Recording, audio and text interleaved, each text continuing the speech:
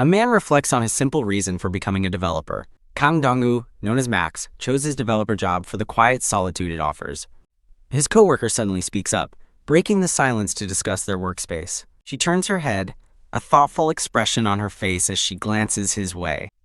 Annoyed by the interruption, Max internally criticizes her messy desk. His coworker inquires about another colleague, Patrick, learning he won't arrive for a while. Feeling the awkwardness, Max tries to put on his headphones to signal he doesn't want to talk. Just as he's about to escape, she exclaims, startling him. She asks who updates the team's development guidelines, and Max nervously explains his role in creating them with Andy.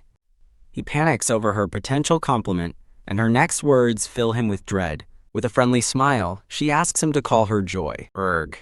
Her cheerful introduction is too much for the introverted Max to handle.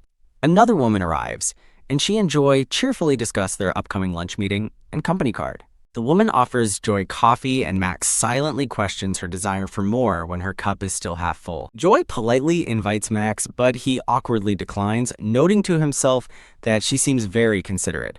Undeterred, Joy suggests tea next time, leaving Max feeling trapped by her relentless friendliness as he reluctantly agrees. The scene shifts to a restaurant, where the team is having their lunch meeting. During lunch, Max reflects on Joy's reputation as a skilled and sociable 5-year veteran developer. He learns she is also a popular influencer, which only solidifies his view of her as an exceptionally diligent person.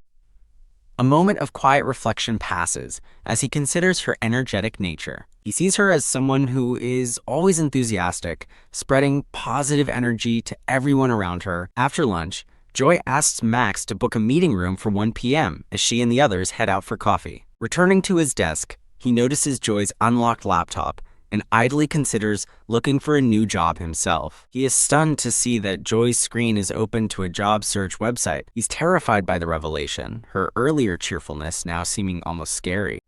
Fearing she'll be exposed, he anxiously paces around the empty office, unsure what to do. Ugh. His odd behavior draws stares from other teams, adding to his stress as he clenches his fist. He tries to convince himself it's not his problem and returns to his seat, determined to ignore it. Just then, Joy returns from her coffee run, looking startled. She stares in disbelief at her now closed laptop, her expression shifting to one of shock. Confused, she looks over to see Max pretending to be asleep with a raccoon eye mask. Snore! A coworker asks Joy if something is wrong, but Joy quickly brushes off her concern. Exhausted, Max removes his eye mask, lamenting that the team lunch cost him his precious nap time. Suddenly, Dudon, he panics, realizing she must know he was the one who covered for her. He agonizes, but dumb, his heart pounds as he spirals, realizing his well-intentioned act was unwanted meddling, since she never asked for help. He imagines her furious, confronting him for touching her belongings without permission. He's struck by the horrifying realization that he was just meddling. Damn it. He spirals into regret, wishing he had just pretended he saw nothing at all. He looks up to see Joy staring at him with a serious, unreadable expression, but then her face breaks into a smile as she compliments his cute eye mask. She cheerfully asks for a link to buy the eye mask, leaving him completely stunned. Feeling like he's losing his mind, he dazedly agrees to send her the link. Tap. She turns away, her expression now hard to read. The episode concludes on a mysterious note as she examines a loose keycap from a keyboard. The story momentarily pauses. Max explains his simple reason for arriving early. It means he can leave early. He enters the quiet office, knowing he has it to himself before his colleagues arrive later. He settles in for a quiet morning of refactoring code before anyone else gets there. His cherished moment of calm is shattered by the snap of a snack stick. Beside him, Joy sighs contentedly while eating a cookie stick. She pauses mid-bite and glances over in his direction. Max internally grimaces, wanting no part of her snack offer. The story's title card is displayed, featuring Joy taking a selfie. The second episode begins, set against the backdrop of a modern office building. As lunchtime starts, coworkers predictably gather around Joy's desk. Annoyed by the chatter, Max tries to put on his headphones, wishing they'd be quiet so he could nap. A coworker observes that Joy has been coming in early lately. She recalls Joy used to arrive at 10, but Joy explains she's now focusing on work-life balance, an excuse Max internally scoffs at. Max cynically assumes she's just preparing to change jobs. The coworker probes further, mentioning Joy's recent time off, but Joy nervously laughs it off as nothing. Joy claims she's just busy preparing to move, but her anxious excuse only heightens Max's unease. He wonders why he's the one getting so anxious over her situation. Their colleague Patrick confidently declares that she is 100% going to job interviews. On the rooftop, Patrick explains to Max that taking consecutive days off during transfer season is a dead giveaway. Max complains about being dragged up to the roof for gossip, weakly defending Joy's story about moving. Patrick calls Max naive for believing her, pointing out her tense expression, and even suggests a bet on her resignation. Acknowledging Max is a quick study, Patrick pivots the conversation. He suddenly asks Max to cover a 7 p.m. deployment for him, leaving Max stunned. Patrick explains he has a meeting with a real estate agent, and Max realizes he was manipulated into this conversation. Trying to sweeten the deal, Patrick offers Max an energy drink as a little gift for helping him out. Max seethes with internal rage at the audacity of that bastard Patrick. Staring at the gifted drink, Max vows revenge on Park Doyle, deciding the can is just a useless totem. As Joy overhears, Max panics, silently begging her not to get roped in, feeling he's about to quit. Ping. A message from Max confirms the deployment is complete, and Joy turns to her screen to begin the QA. Max grumbles to himself, realizing he was stuck with Patrick's leftover back-office work. He furiously types away at his keyboard as Joy watches him with a neutral expression. At 7:45 p.m., Max asks Joy why she's still here, and she explains she got lost in analyzing code, but will leave soon. He mutters about her sudden display of responsibility, and they fall into an awkward silence. Joy hesitates before asking Max if changing jobs during a busy time would be inconsiderate. Stunned, Max freezes as Joy quickly clarifies she's asking for a friend, not herself. As she nervously describes her friend's dilemma, Max internally scoffs, thinking, "Do not lie." Joy continues, explaining her friend feels guilty about leaving the team and is having trouble focusing. Max silently thinks that Patrick already figured it out, and she should be more discreet with her excuses. Joy offers her opinion, stating that it's only natural to move on for a better career opportunity. He asks if she really thinks so, and she affirms it, leaving him looking conflicted. Ping. A new notification arrives, and Joy announces that QA is finished. As they prepare to leave, Joy tells Max he should go home too. He reflects on how they somehow ended up leaving the office at the same time. While waiting at a crosswalk, Joy asks about Max's commute, and they discover they both take the bus. Joy cheerfully asks where he's going, and upon hearing his station realizes they live close by. Excited, she notes they're going the same way, while Max internally debates taking the subway to escape. He feels the situation is incredibly awkward as the walk signal turns green. They sit together at the bus stop, and Max plots to put his headphones in to create distance. Before he gets the chance, Joy offers him some candy. She teases that a sugar boost is better than a useless display item, and he reluctantly thanks her for the chocolate. Confused by her kindness, he wonders if he accidentally did something right. He subtly puts one earbud in, hoping to end the conversation. Joy leans in close and whispers praise, telling him he worked hard supporting a slacker senior. Braced by her praise, Max firms his resolve. He tries to calm his racing heart, telling himself she's just a kind person. But he feels indebted, realizing he's only been receiving her kindness lately. She dramatically describes the candy's intense cooling sensation, comparing it to magma. Completely bewildered by her strange comparison, Max can only stare in confusion. He resigns himself to her oddness, figuring it's fine as long as she's happy. Suddenly, Joy's expression turns serious as she looks at him thoughtfully. She quietly notes the candy's grapefruit flavor as the crosswalk light glows red. She calls out his name, and he turns to her with a questioning look. The moment hangs in the air at the quiet bus stop. Looking directly at him, she asks if he saw her laptop screen the other day. She repeats the question, her gaze intent as she waits for his answer. Her hands rest in her lap, the candy wrapper a small detail in the tense silence. Max freezes, his face a mask of pure shock and panic. The tense silence continues between them at the quiet, sunlit bus stop. Squeal! The bus suddenly pulls up to the stop, breaking the tension.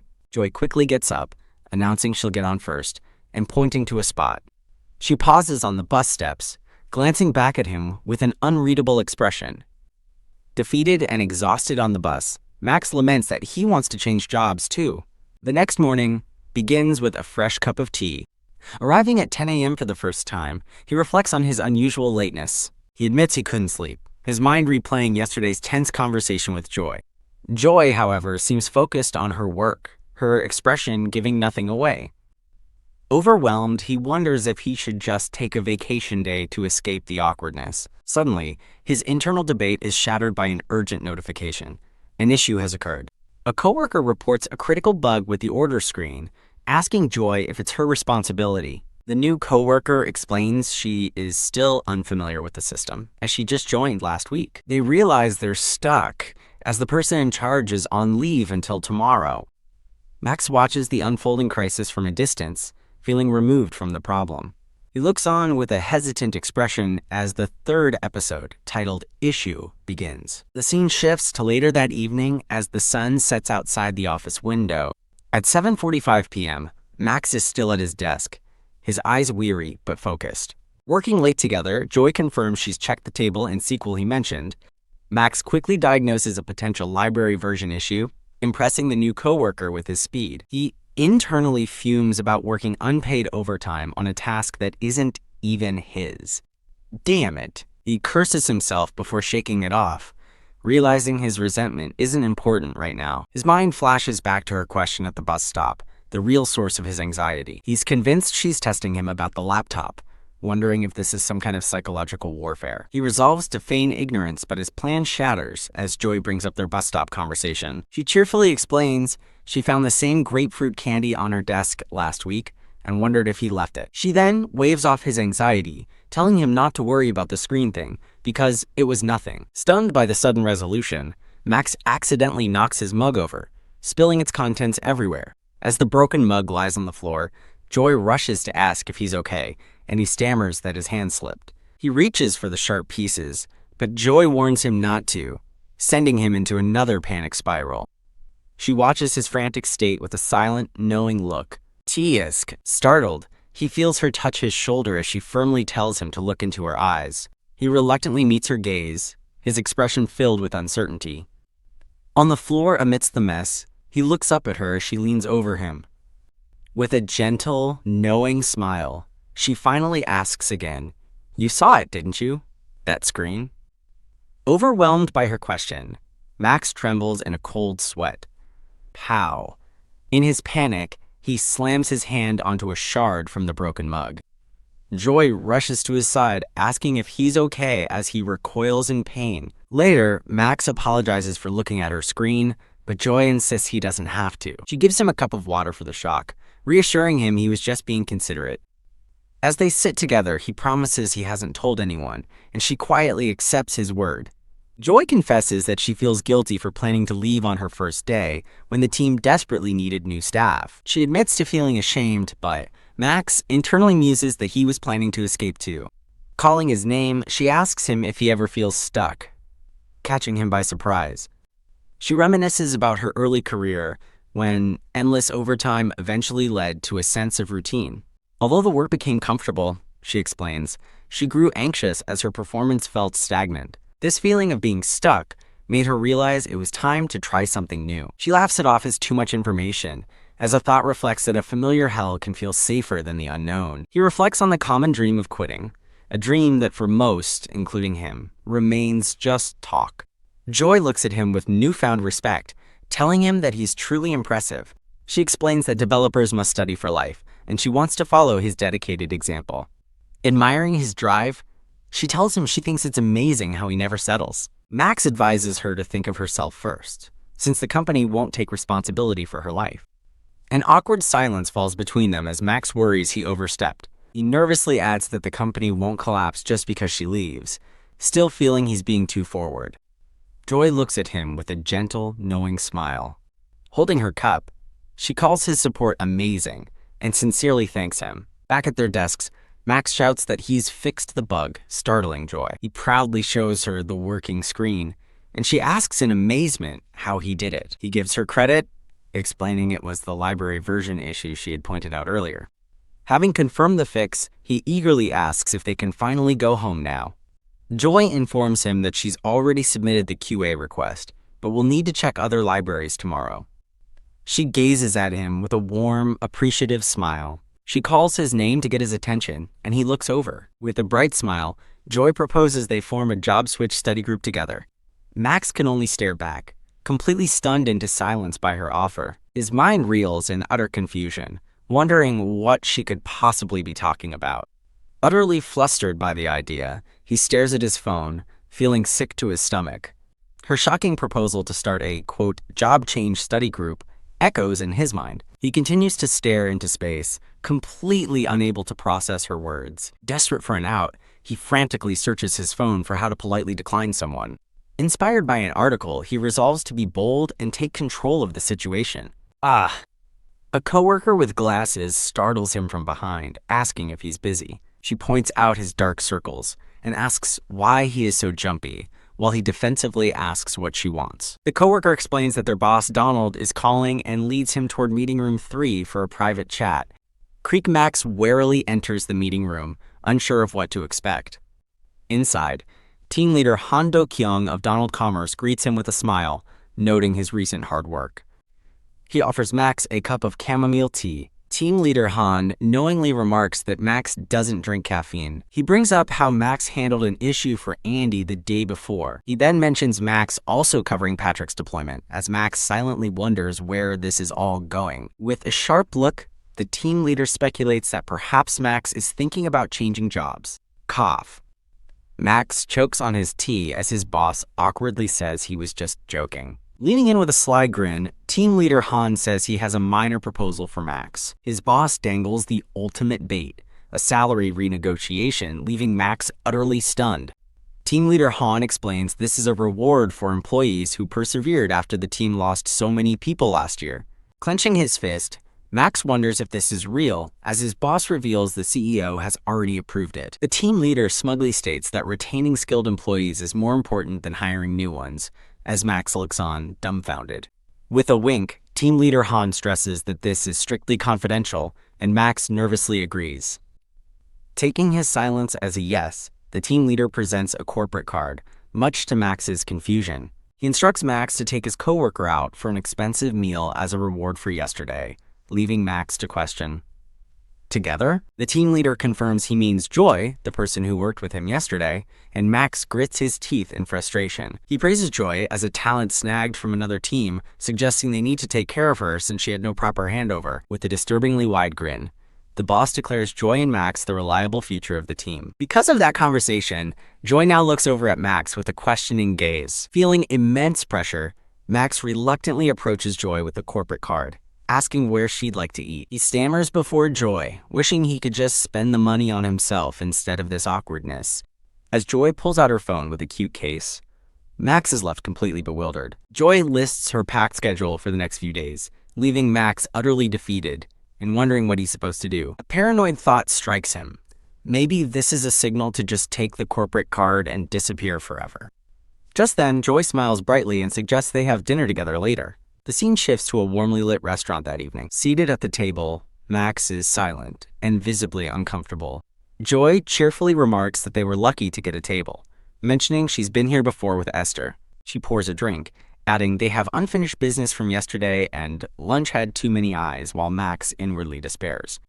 As Joy anxiously scans the menu for the most expensive item, she asks Max if he drinks, and he requests a zero cola. She ignores him and confidently orders for them both, leaving Max to wonder when his opinion stopped mattering. Closing the menu with a thud, Joy starts the conversation with a determined, "So?" She leans in and asks if he's thought about her offer to start a job change study group. Max remains silent, his mind filled with thoughts of endless overtime and the vicious cycle of his work. With a sparkle in her eye, Joy says she figured he must be considering changing jobs too. He can't deny it. She's not wrong, as job hopping has always been on his mind. His boss's words about retaining skilled employees flash through his mind, revealing the company's trap. He recalls the warning that the salary negotiation was confidential, paralyzing him with indecision. Joy speculates that many developers at their company are likely considering a job change. Finally finding his voice, Max demands to know her reason for choosing him. He presses her, asking directly, "Why did you choose me?" She flashes a brilliant smile, exclaiming it's because he's her complete opposite. Max is left utterly confused by her answer. As the meat sizzles, she asks about his morning habit of refactoring code, making him wonder if she checked his history. She clarifies that she simply noticed his year-long consistency, concluding he's someone who genuinely enjoys refining code. A flashback shows her admiring his code, noting how his clear comments make it easy for anyone to understand. She says his kindness and slow, solid work ethic are evident in his code, making her reflect on herself. With shining eyes, she declares she wants to be like him and learn from his strengths. Her sincere praise leaves Max speechless. His mind flashes back to a coworker criticizing him for refactoring instead of doing other support tasks. He then remembers another coworker telling him to just do his work roughly, as no one cared about refactoring. Overwhelmed, Max quietly wonders if he truly has any strengths at all. Joy excitedly announces there's one more reason, and he hesitantly asks what it is. She says it's because he wouldn't cross the line, leaving him confused and wondering if she's drunk. She tries to explain, asking him not to take it the wrong way. She describes how study groups can sometimes attract people with ulterior motives. With a bright smile, she assures him she knows he's not like that as he quietly sips his drink. She finishes by saying he doesn't seem like the type to suddenly confess his feelings, leaving him completely baffled. At home, Dong-gu gulps down a soda, steeling himself for the night. The scene transitions to his apartment building under a full moon. Arriving home late, he announces his return to his mother. His mother asks if he's eaten, but he wearily brushes off her concern. A warm shower washes away some of the day's fatigue. After his shower, he reflects that his usual routine of gaming and watching videos feels unappealing. Just as he wonders what to do, a message from Joy pops up on his phone. Reading Joy's message asking him to let her know his decision by tomorrow, he sits lost in thought. He quietly contemplates her message, feeling the pressure mount. He recalls Joy teasingly saying he doesn't seem like the type to confess his feelings. Her words leave him feeling strangely uncomfortable, despite being a compliment. Looking at her photo, he wonders if he's overthinking her use of the word confess. He continues to stare at his phone, unable to shake his thoughts. Oh ho! Suddenly, a woman peeks over the couch, startling him. Startled, he quickly tries to explain to his sister that the gorgeous girl on his phone is just a coworker. His sister sits up, sternly reminding him of her long-standing advice. Kang Soo-won, his older sister and a veteran of 2 office romances, warns him to never date a coworker. Dong-gu protests, but she bluntly tells him Joy is out of his league, making him groan in frustration. Kang Soo-won flops onto the couch and brings up her first job change to make a point. He's surprised to learn she was part of a study group to prepare for her career move. She asks if he's considering quitting, but he nervously says he's just looking at his options. She mockingly calls him antisocial, and he internally seethes, wondering if he should kill her. Changing her tune, she seriously recommends he join a job change study group, leaving him confused. She explains that having side projects for a portfolio is always a good idea. Grabbing his head, she insists it's best to be prepared for a quick escape from a bad job, as he tells her to let go. As a final warning, she reminds him absolutely no office romance, which he finds gross. The next day, the scene shifts to the towering office buildings of their workplace. In a team meeting, a senior colleague announces they will need developer support for their timeline. Exhausted from a sleepless night, Max rubs his eyes. His colleague, Patrick, cheerfully tells Max he's counting on his support, much to Max's confusion. Dazed, Max tries to recall what they were talking about as Patrick puts a hand on his shoulder. Patrick gives a thumbs up, complaining he's swamped, while Max silently fumes at being dumped on again. Patrick ropes Max into helping him, telling another colleague that's what good juniors do, while she offers to get Max coffee. As his junior praises him, Patrick clenches his fist, internally fuming that she still doesn't know he doesn't drink coffee. Max flashes back to a time Joy thoughtfully brought him decaf coffee and a small candy. In his memory, she leans in to thank him for supporting their lazy senior. She had told him that his code reflects his kindness. He remembers her saying, "That's why you're Max," defining his thoughtful reputation. Pulled from his memory, Max remains silent, his expression unreadable. Later, Joy sits at her desk, enjoying a quick energy supplement. While eating, she looks at her phone with a curious, questioning expression. The scene shifts to a bright day filled with blooming cherry blossoms. Max and Joy sit together on a park bench under the beautiful trees. He tells her he will join the job change study group, and she looks at him in genuine surprise. He clarifies that he's not desperate but thinks it's smart to be prepared. He explains he wants a backup plan for salary negotiations, and she sighs in relief, admitting she thought he'd refuse. He quietly reaffirms that it's always better to have a backup plan. He watches Joy, admiring how her energy seems to give a boost to everyone around her. He reflects that in this way she is the complete opposite of him. As if feeling his gaze, Joy turns her head, her hair gently blowing in the wind. Max sits in stunned silence on the park bench, completely bewildered by her strange reasoning. He considers her offer, thinking that maybe if he sticks around her, he could finally change a little too. After a moment of thought, he clears his throat, having made up his mind. He asks where they should start, wondering about the logistics of the job change study group and a side project. As he asks about the time and place, Joy listens with a gentle, patient smile. She cheerfully replies, admitting she hasn't thought about any of the details yet. Max stares at his phone, completely aghast at her lack of planning. He looks at her bright, carefree face and seriously questions whether he can actually trust this person. The chapter ends with a title card featuring Joy and the subtitle Select. A new scene begins as a woman with light-colored hair thanks a barista and picks up 2 iced Americanos. She exits the coffee shop, drinks in hand. She stops in her tracks, noticing Max and Joy walking together up the stairs into the building. Holding her coffees, she watches them silently with a thoughtful expression. Her inner thought identifies them, wondering, Joy and Max. 2 days later, Max recalls his decision to join the job change study group. He explains that he and Joy decided to meet at the company's first-floor cafe to plan ahead. Taking a sip of his coffee, he asks Joy what happened to all the interviews she had marked on her calendar. Joy casually explains that while she passed most of them, she turned them all down and canceled her other appointments. Surprised, Max asks her why, and she declares with resolve that she's trying to aim higher. She specifies her ideal new job, a trendy but well-established company, like a billion-dollar startup. After mentioning the higher salary, she cheerfully asks Max what kind of company he wants to move to. Max looks away, admitting he's not sure yet, and hopes to figure it out through their study group. Leaning forward with her cat paw stylus, Joy says she's curious about something. With a sly, sparkling smile, she wonders where Max will be working a year from now. Max tries to regain his composure, telling himself her words are just a polite remark. He attempts to get back on track, listing the things they need to decide, like their side project concept. Suddenly, the woman from the cafe leans over his shoulder, startling him by asking, "What study group?" A pop-up identifies the coworker as Esther, a UX/UI designer who looks at them with innocent curiosity. Max stammers nervously, panicking over how much she could have possibly heard. He desperately looks toward Joy, hoping she can come up with a cover story. To his horror, he finds Joy completely frozen and unable to speak. Esther surprises Max by saying she thought he just played single-player games after work, striking a critical hit to his composure. Internally fuming, Max forces a smile and mutters that self-improvement is important.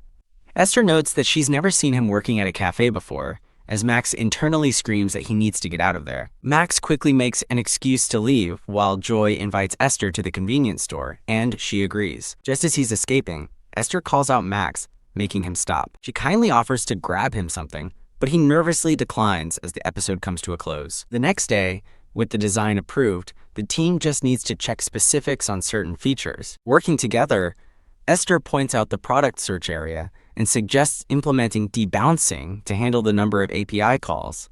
As chatter fills the office, Esther assigns the browser side work to Joy and asks Max to check if indexing is necessary. Unable to focus, Max is consumed by the thought of what Esther might have overheard at the cafe yesterday. He panics at the idea of the rumor spreading, imagining Esther whispering about it. Esther asks if the task is difficult, and Max quickly reassures her it's doable, impressed by her knowledge of development terms.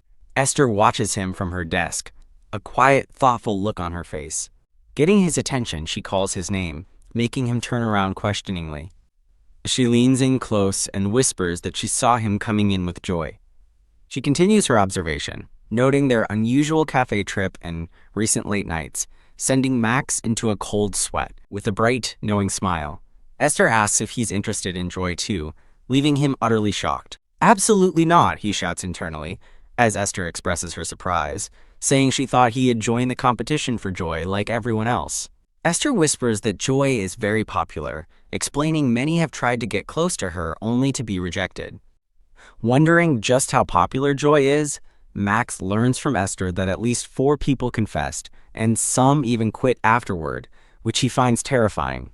With a determined glint in his eye, Max declares that work is for working, and dismisses such emotional games as pointless. He reflects that this strict work-only mindset was drilled into him by his sister, marking another failed office romance attempt. Trying to steer the conversation back to work, Max asks Esther if there are any other issues, but she remains silent. Snapping out of her thoughts, Esther wishes him a drama-free afternoon and leaves him a lucky red ginseng candy, which he accepts.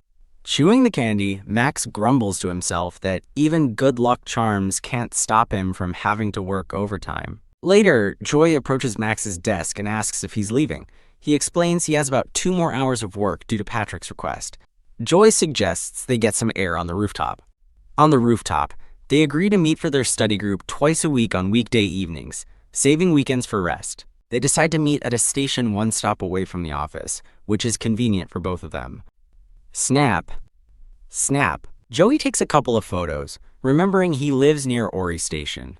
Agreeing to do progress check-ins online after deciding on a project, they briefly admire the nice evening sky. Max falls into a quiet, pensive silence. Noticing his silence, Joy asks if he really thinks they can pull this off. He considers the difficulty of juggling a demanding job, frequent overtime, and preparing for a job change on top of it all. Looking out at the evening sky, he resolves that it certainly won't be easy. Joy smiles reassuringly, reminding him that's precisely why they're doing it together.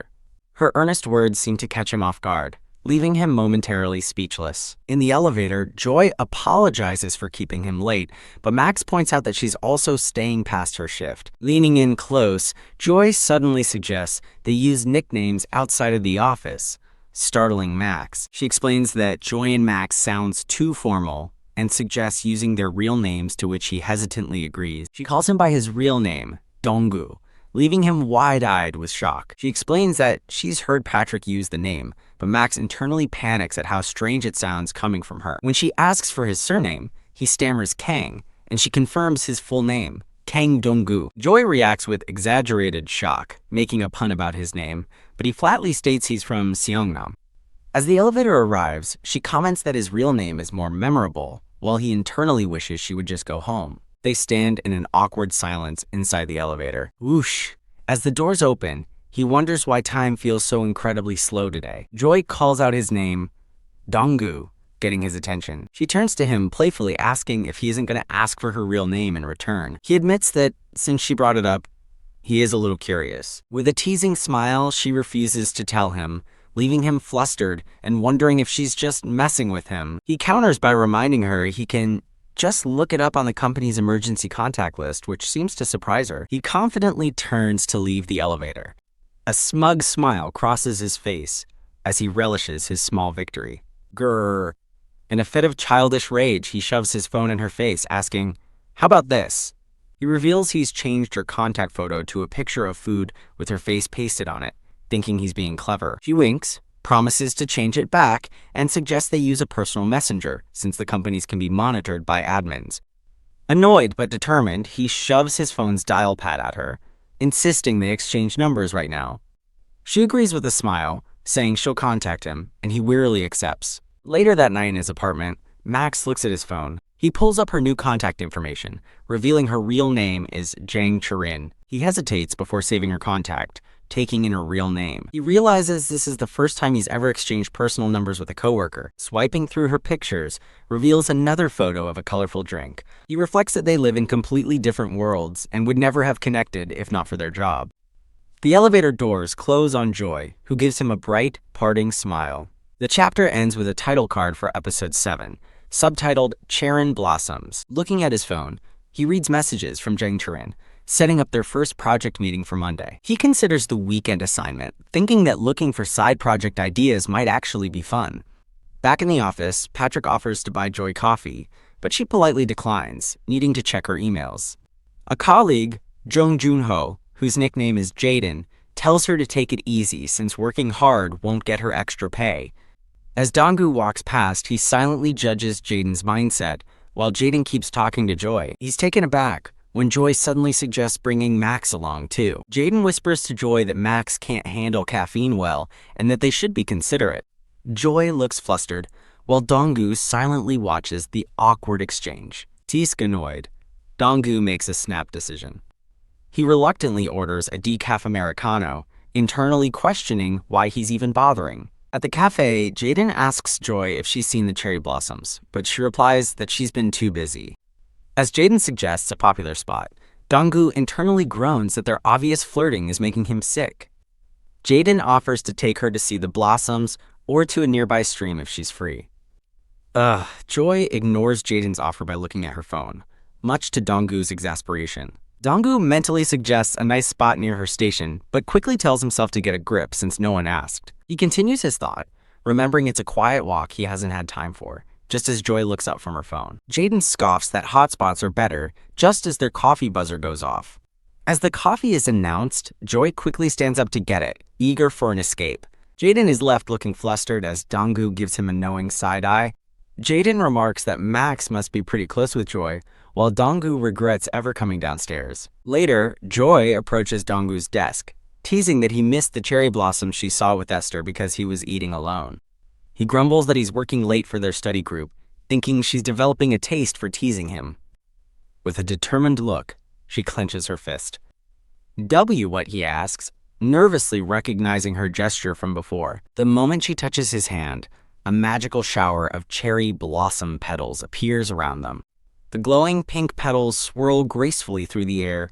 He stares, shocked, as the petals fall to the floor, and she wishes him a nice weekend before leaving. He asks her to pick up the petals that fell on the floor as she walks away. A flashback replays his private thoughts about the quiet cherry blossom spot near her home. He's stunned, realizing with dawning horror that she somehow heard his thoughts. She pauses mid-stride, turning back just a little. Slumping over his desk in defeat, he weakly wishes Charon a nice weekend. She turns back with a brilliant smile and a cheerful "fighting" as she waves goodbye. He checks his watch, deciding that's more than enough excitement for one day. Leaving with plans for the weekend, he's dismayed to find the elevator is out for maintenance. He hears someone crying in the stairwell and mutters in frustration, wishing they'd just talk it out. Removing an earbud, he strains to hear the argument unfolding below. He peeks over the railing and sees a man and a woman arguing. He recognizes the man as a planning manager who's telling the woman his feelings for her are gone. As the man says a relationship ends when one side cools off, Donggu ducks out of sight, realizing he knows the woman too. The man desperately pleads, "Yan, say something," causing Donggu to freeze in shock. He recognizes the woman as Esther, who bitterly asks if she's being made out to be the bad guy again. Donggu watches the intense drama, sweating nervously. He stares at the woman, confirming that it's definitely Esther. Deciding not to get involved, he realizes he has to pass them to get out of the building. He tries to sneak back upstairs but fumbles and drops his earbud case. The small case clatters down the concrete stairs, echoing in the quiet stairwell. It lands right at the couple's feet, and Donggu panics, his cover completely blown. Pow! The man violently kicks the railing in a sudden outburst of anger. Having fled back up the stairs, Donggu leans against a door, panting heavily after his narrow escape. Overwhelmed by the day's events, Max lets out a weary sigh. His dismay deepens as he finds the elevator is under inspection, wondering what he did to deserve this. After waiting outside for 20 minutes, he checks his watch, hoping things have quieted down. Seeing the lit exit sign, he decides it's finally safe to take the emergency stairs. As he walks, a sepia-toned image of a woman with light-colored hair flashes in his mind. A bead of sweat drips down his face as he steels himself for the descent. Creak. He opens the stairwell door only to find a woman inside, internally groaning that people who date at work are the worst. Startled to find her still there, he panics and stammers an awkward greeting. The woman explains she found an earbud on the stairs and was going to drop it off at the office, as he internally realizes it's his. Deciding to retrieve it later, he watches as she says she'll head in first. Just as he's about to leave, she suddenly grabs his wrist, surprising him. Holding up the earbud, she notices he has the matching one in his ear, and realizes with a shock that it's his. She asks why he's only wearing one, and he nervously claims it's his style. An uncomfortable silence hangs between them in the stairwell. He tries to make a quick exit, but she calls out, stopping him. With an unexpectedly bright smile, she asks where he thinks he's going. Grab. She tightens her grip on his wrist as he inwardly pleads for mercy. The chapter concludes with a title card for Episode 8, Hard Day, featuring the woman from the stairwell. In a new scene, the woman firmly holds a juice box. Now sitting at a convenience store, she confides that she's actually glad Max witnessed her embarrassing moment. She explains she trusts him because he's quiet and professional, then asks if he's being forced to sit with her, which he denies. Thud. Overwhelmed with frustration, he internally screams about her question and just wants to go home. She slumps onto the table, mortified by the situation, leaving him speechless. After lamenting being dumped in front of a coworker, she asks if she should just jump, but he awkwardly suggests she go home. She begins to recount the breakup, explaining her ex called her clingy and burdensome, which catches Max by surprise. She details how she stayed late and even changed her morning routine just for him. Continuing her story, she adds that she stopped talking to other male coworkers because he didn't like it.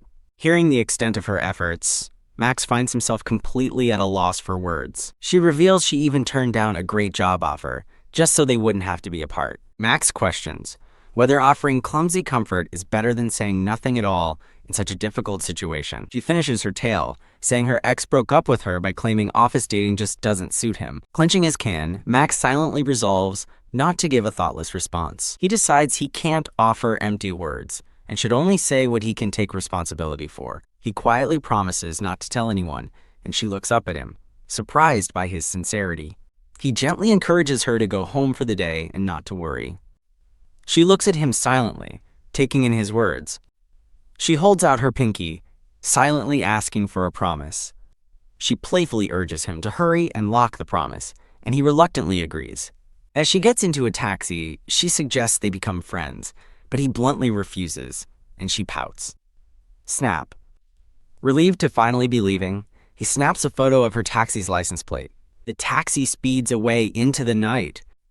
Inside the taxi, the woman watches him go with a quiet, pensive expression.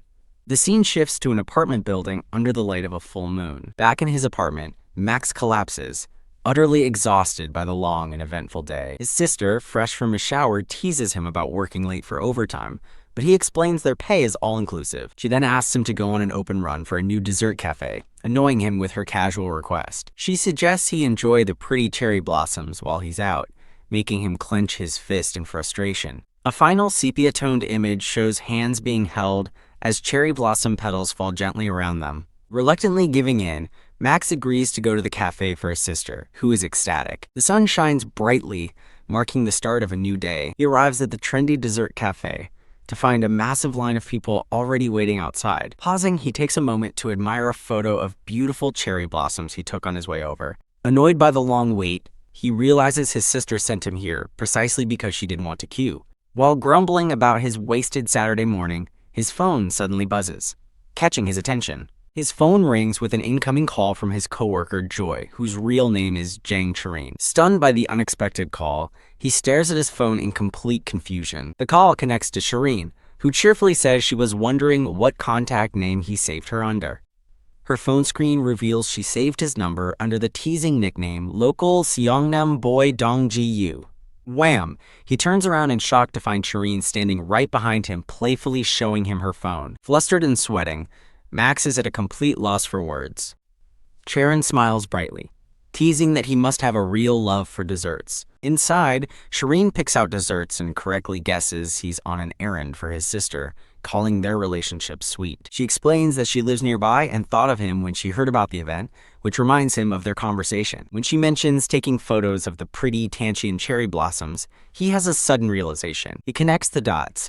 She lives near Jeongja Station, which is close to the beautiful cherry blossoms at Tanchian. He briefly wonders if she came because of him, but quickly dismisses the idea, telling himself not to overthink. Charon asks Donggu if he's eaten and invites him to lunch, but he lies that he's meeting his parents, claiming he hates eating alone. He nervously denies her teasing accusation, and she laughs it off, saying she'll see him next week. A little later, he checks his family group chat and learns his sister is in the ER after slipping, canceling their family dinner. He stares at the messages, dumbfounded by the turn of events. The scene shifts to a local eatery called Our Neighborhood Snacks. Now eating alone, he receives his food and starts to regret not having lunch with her. HMPH. As he eats, he grumbles to himself that she probably would have paid, kicking himself for missing out. Trying to reassure himself, he thinks eating alone like this is much better, picturing her walking away. He freezes mid-bite, a look of dawning horror on his face. A quick shot shows Shirin looking surprised. Her expression hardens into a silent, disappointed glare. He realizes with dread that she was at the same snack shop and saw him eating alone right after he lied. Outside the shop, he curses his terrible luck at being caught. The chapter ends with a title card for episode 9, aptly subtitled Parsing Error. Back at the office on Monday, he notices Shirin is unusually quiet, and he's sure he knows why. He glares, convinced that she's sulking because of what happened. In her mind, Shirin worries that he thinks she deliberately ignored him at the cafe. He frets over how to fix the misunderstanding, wondering if explaining is too much. Hiding in the break room, he groans about dealing with workplace emotions and wishes for a vacation. His despair deepens as he remembers their first study group session is scheduled for today. Ah, crap. He collapses in misery, startling a coworker in the snack aisle. He considers faking overtime to postpone the study group as he walks past Patrick's desk. His plan is foiled when a cheerful Patrick thanks him for his past work and tells him to leave on time, making Max fume internally. Mustering his courage, he decides to clear the air and approaches Joy's desk to explain about the weekend. Just as he starts to speak, another coworker interrupts, pulling Joy into an urgent meeting because Esther is out. When asked if he needed something, Max dejectedly gives up, claiming it was nothing. He looks out at the towering office building, groaning that this whole situation is driving him crazy. Later, they arrive at a cafe called a Onesome Place for their study session. Over cake and coffee, they begin by comparing their ideas for a side project, choosing a cafe to remain discreet. They acknowledge that this independent project offers a valuable learning experience they can't get at their regular job. As Joy suggests they build a dating app and calls out to a distracted Donggu, he seems lost in thought. She calls his name again, much louder this time, startling him out of his trance. At a cafe, Joy notes that Donggu seems really tired and wasn't focused at the office today. P.F. He spits out his drink in shock, as she asks if it's because she saw him eating alone on Saturday. Panicking, he stammers for a moment before simply apologizing. Joy explains that her high-energy, outgoing personality can sometimes overwhelm people. She recalls asking him to eat together and apologizes, realizing she might have made him uncomfortable. Confused by her apology, he quickly starts typing on his phone.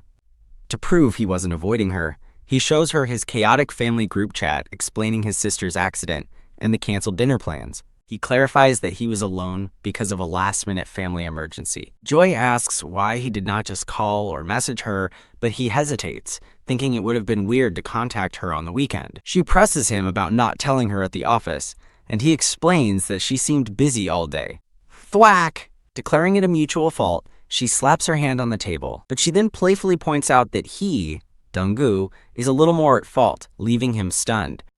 She passionately exclaims that she worried all weekend about their interaction. She continues explaining her worries, and he realizes she overthinks things more than she lets on. After he apologizes again, she cheekily tells him to buy her food, and he nervously suggests chicken. Ding! Just as she says she likes chicken, her phone gets a notification. He's already sent her a gift coupon for fried chicken. Both flustered, she asks if it's not a good menu choice, while they both look away nervously. She smiles brightly, saying it's her favorite, and thanking him for the meal. Relieved, he smiles back as she gives a knowing glance. The first day of the study group concludes as they leave the cafe. The scene transitions to the towering office buildings. Yawning, Donggu walks through the office hallway, tired after a hectic weekend and Monday. Their team leader, Mickey, looks on admiringly, praising the commerce team's hard work. Mickey reassures Donggu and Esther not to feel pressured, as the real work begins in 3 weeks, much to Donggu's annoyance. She gestures openly, offering to answer any questions they might have. She tells them to direct their questions to Andrew, who is identified as Esther's ex. Tap tap. While Esther cheerfully agrees, Donggu clenches his jaw in anger beside her. He begins typing furiously, channeling his silent rage into his work. His fingers fly across the keyboard, typing absolute gibberish out of frustration. He pauses, staring at his blank laptop screen, still processing the awkward situation. He reflects on Esther quitting over a breakup, unable to understand why, since they don't even work on the same team. He recalls Esther's pained expression from the stairwell, admitting he doesn't get it. He grimaces, annoyed with the entire situation. He pinches his own cheeks, sternly telling himself to mind his own business. With renewed determination, he resolves that his only role is to stay silent. Wah!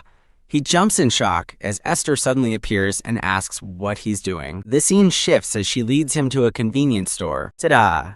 Esther offers to buy him anything as payback, and he internally wonders if it's a bribe for his silence. He picks up a sandwich, figuring he'll save on lunch, and then asks about the message she sent earlier. Esther cryptically says that if you don't like the temple, the monk should leave, then mentions she has a meeting with Donald tomorrow. She gasps, covering her mouth in sudden shock. Dong-gu is stunned by her sudden decision to quit. Shh. She quickly puts a finger to his lips, hushing him as they see someone nearby. It's Andrew, on the phone, telling someone to keep his breakup a secret for now, shocking Dong-gu. Andrew clarifies that he's Esther's ex-boyfriend and that they just broke up, so he needs to feign reflection for a bit. As Andrew walks off, discussing social media posts, Esther collapses to the floor in silent despair. Dong-gu watches her, a silent understanding passing between them as he finally grasps her pain. A title card introduces episode 10, subtitled Line. A title card introduces episode 10, subtitled Line. In a new scene, Max and a female coworker sit in somber silence at a rest stop. The woman, Esther, apologizes for rushing out earlier, saying she'd meant to treat him, but he reassures her it's fine. Spotting a vending machine, he offers to buy a drink, but she declines, saying she'll only drink a zero-calorie option. Thunk. She buys a bottle of water from the machine instead. Now both holding water, she remarks it's her first time getting bottled water from a vending machine. In a flashback, Esther's ex-boyfriend admits on the phone that he sort of knew about something she'd asked about earlier. Stunned, Max asks if she kept seeing him even knowing he was cheating, but she clarifies it was more like rebounding with a close female friend from his old job. She explains she always had suspicions, but lacked any real proof, squeezing her water bottle in frustration. She reveals she followed the other woman's social media and saw her post a bouquet from a restaurant Esther herself had recommended, just 2 days after the breakup. With a look of grim resolve, she chugs her water. She asks him to pretend he didn't hear anything this time either. Calling him Max, she casually mentions their pinky promise, which catches him off guard. She looks at him with a gentle, knowing smile. He awkwardly agrees, looking away. He reflects that while silence is the best form of consideration, the situation still feels frustrating. Back at his desk, Max taps his fingers, internally wrestling with his frustration over the unresolved situation. A brunette coworker notices his mood, asking if anything is wrong and offering him a sugar recharge. He stares silently at the candy she placed on his desk. The brunette coworker privately reflects that it's irresponsible to meddle in someone else's choices. She immediately regrets her words, thinking she sounded idiotic, as Max watches her, confused. Pulling herself together, she tells Max that it's okay for him to express his honest feelings. Max recalls a past moment, remembering how he once told Joy he admired the way she never settles. He remembers her pointing out that he never really offered his own advice or opinions back then. He listens quietly, lost in thought. The scene shifts to the women's restroom at the office. Inside, a phone left on the counter next to a makeup bag begins to light up.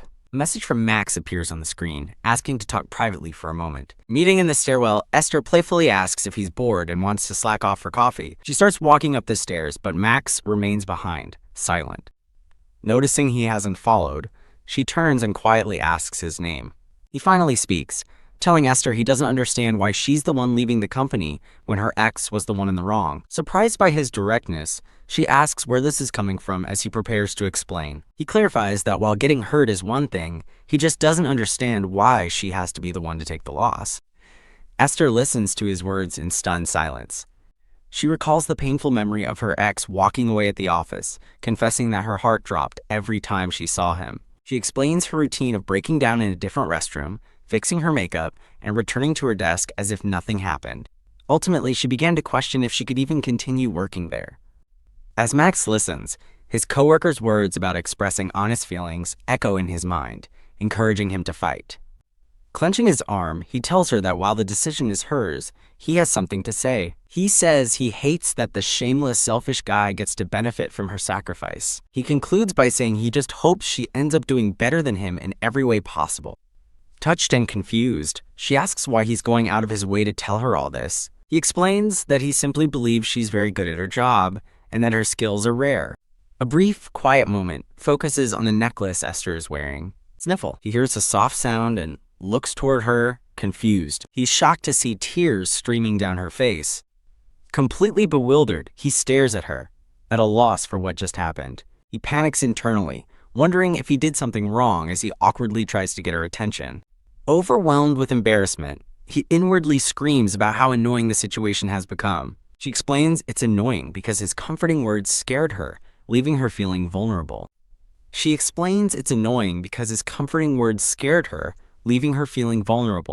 looks away, sourly muttering, 2 weeks. As she walks off, Esther declares she'll resign in 2 weeks if she still feels the same, leaving Max stunned. She turns back with a playful wink, cheerfully asking if they should head back up. Flustered, he reluctantly agrees. Walking back, he sighs with relief, thinking he can finally focus on work again. As they near the office, they see a group of coworkers waiting by the door. One of the coworkers spots them together, and Max and Esther freeze in shock at being caught. One female coworker turns away in embarrassment, while another looks on, confused by the scene. The other coworkers, including Patrick, stare in awkward silence, unsure what's happening. The coworker tries to break the tension by suggesting a cafe, but Esther quickly flees, leaving Max to face them alone. When asked about Max, another coworker blurts out that he can't have caffeine, trapping him as Max fumes internally. Making a quick excuse about work, Max escapes the awkward situation. The coworker watches him leave with a pensive look on her face. A title card announces Episode 11, subtitled Boundary, as the clock on a desk reads 3:10. At his desk, Max finds himself unable to focus, though his fingers type on autopilot. He imagines his coworkers gossiping about him and Esther at the cafe. His anxiety spirals as he pictures them calling him a creepy stalker who confessed to her. He freezes, realizing he has no idea what he would even say to defend himself. His wild imagination pictures him bragging about teaching Esther a lesson, and he cringes at how insane it sounds. He tries to calm down, telling himself that people probably don't care that much about his business. Just then, Patrick pops over the partition, asking if something is going on between him and Esther, causing Max to panic. While Max plays dumb, Patrick reveals he saw Esther crying earlier, shocking Max.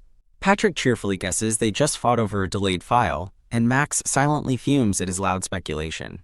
Feeling everyone's eyes on him, including Joy's, Max realizes he has to say something to clear the air. Esther suddenly asks Joy to postpone a meeting, claiming she needs to run to the pharmacy, which makes Joy ask if she is sick. Winking, Esther claims she just needs eye drops for dry eyes, privately admitting she was crying.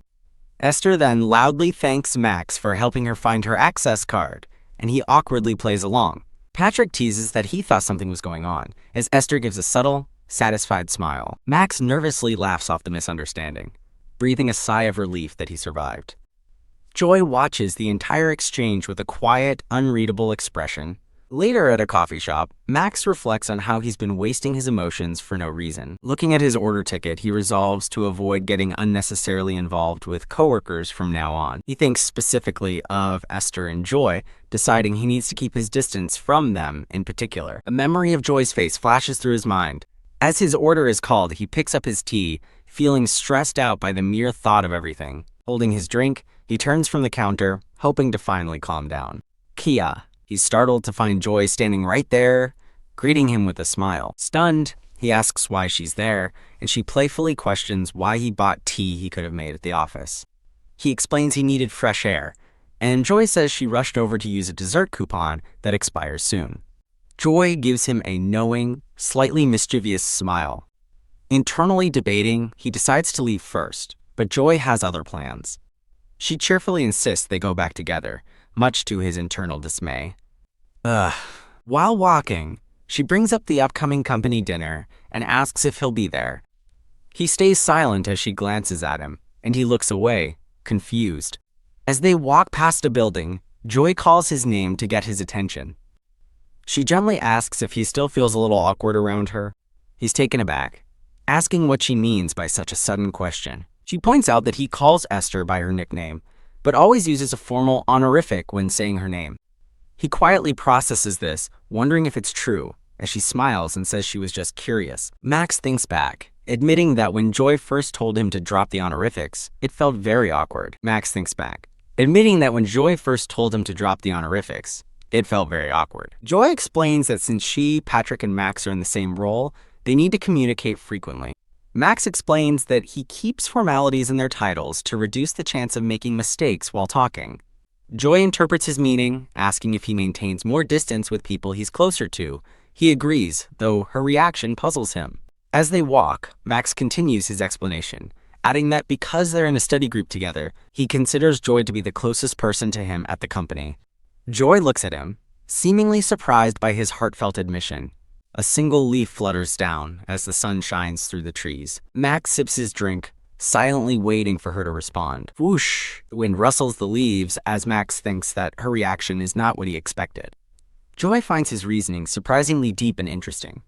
A promotional image shows a smiling woman with red eyes and dark clothes, followed by a repeat of Joy's intrigued expression. The panel repeats, emphasizing that Joy finds his explanation more interesting than expected. Panicked, Max internally questions what could possibly be interesting about his reasoning. Joy laughs it off, saying she was just curious and that they should head back, while a flustered Max agrees. Swoosh! As he walks, Max reflects that if he were younger and less self-aware, he might have misread the situation. He thinks of a certain type of person, someone kind to everyone and curious about everything. He recalls being told that it's better for one's mental health to just let certain comments go and not overthink them. Decisively, he puts on his headphones to block everything out. A well-dressed man, with dark-styled hair, walks confidently into the office. A coworker greets the man as Ace and praises his hard work, leaving Max to look on with a confused expression. The coworker chats with the man about his wedding photos, while Max watches them with a subtle glare from his desk. An introduction card reveals the man's nickname is Leo, and he has just returned to headquarters after a 9-month assignment. The coworker invites Leo to a team dinner, which he happily accepts, as Max notes his apparent social skills. Leo approaches Joy's desk and playfully asks why she hasn't greeted him. Surprised, Joy comments on his new hairstyle, as Max realizes Leo and Joy must be close, having joined the company together. Addressing Max by name, Leo says he's heard good things about his work and notes that he sits next to Joy. Leo teases Joy for being messy with snacks and asks Max to take care of her, but she shoos him away, telling him to stop bothering a working Max. Joy reassures Max that Leo is always like that, while Max internally identifies him as a classic, shameless extrovert. Leo laments Joy's team change, and she jokes that he should have treated her better before she left. Leo quietly invites Joy for a coffee run with the finance team later, an offer Max overhears. Max silently slips his headphones back on. The scene shifts to a busy barbecue restaurant for the team dinner. The two tables are contrasted. Joy's group is loud and cheerful, while Max sits quietly with his colleagues. Leo brings up old rumors that he and Joy were dating, adding that they would make a cute couple. He continues that neither seems out of the other's league, prompting Max to take a tense sip of his drink. A coworker praises Leo's ambition, impressed that he's pursuing a master's degree after work. The blonde coworker at Max's table puts him on the spot, asking what he thinks about Joy and Leo as a potential couple. Another coworker agrees they suit each other more than Jaden did, a sentiment the blonde woman laughingly seconds. Exhausted by the social interaction, Max leaves the restaurant, just wanting to go home. He steps into a back alley and is surprised to find Joy crouching there on her phone. Joy asks if she should use his real name now that they're outside, but Max prefers to stick with Max, earning her praise for his clear boundaries. Max says he needed fresh air, while Joy explains she was taking a late work call from the QA team. Watching her handle work during dinner, Max silently admires her dedication. She looks up from her phone with a slight blush on her cheeks. Admitting she's a bit tipsy, Joy stands up and worries about her hangover, thinking aloud about getting chocolate milk. She cheerfully explains to the non-drinking Max that chocolate milk is an amazing hangover cure and a personal favorite. Someone calls for Joy from inside the restaurant. She tells Max to take his time, adding that Haley is very drunk. Back inside, Joy rejoins Leo at their table as he browses his phone. Leo suggests they go to a cocktail bar for a second round, and Joy recognizes the place from a post she saw on Instagram. Max watches them from outside, a silent observer in the night. He wonders if Joy and Leo would have formed the study group together if Leo had returned sooner. Beep! His phone buzzes, and he looks at the screen with a puzzled expression. A message from Esther appears, asking him to meet her at the convenience store. The scene shifts to a brightly lit convenience store at night. Esther gives a sly smile, cheekily remarking that they're finally alone. As they walk through the aisle, Max scolds her for saying misleading things, but she just finds him funny and asks what he meant to say the other day. Sure, here's the text you asked me to read. There's a new program that we're starting next week, and I'd like you to be a part of it. Max explains he only meant that it's rare for a UX or UI designer like her to be so knowledgeable about developer terminology. She bursts into laughter, calling it a hilarious, Max-like compliment, leaving him to wonder what she means. He asks if she called him out just for that, but she says she was also buying hangover drinks for the team and had something else to tell him. He stops, surprised she has something to say specifically to him. Esther turns to him and sincerely apologizes for not properly thanking him before. Placing a hand on his arm, she tells him to come to her if he's ever having a tough time, catching him off guard. She rightly declares she'll be his trash can, which makes Max finally crack up. Flustered, she insists she's serious, but Max, holding back laughter, has to ask if she means an emotional trash can, which she sheepishly confirms. He finds her unique sense of humor amusing, noting the weirdness of her offer. Esther turns serious, explaining that while she can't solve his problems, sometimes just having someone to listen is enough. Struck by her sincerity, Max stares at her, prompting her to ask if something is on his face. She observes with surprise that this is the first time she's ever seen him genuinely laugh in the year they've worked together. As he becomes flustered, a cheerful chibi Esther tells him he looks much better and less gloomy when he smiles. He blushes, quietly repeating her gloomy comment to himself. Back at the restaurant, Joy sits alone, regretting that she followed them. As she looks at Max's empty chair, she stares silently at the vacant seat, her expression somber. Esther leans in close, laughing and teasing Max for being so shy.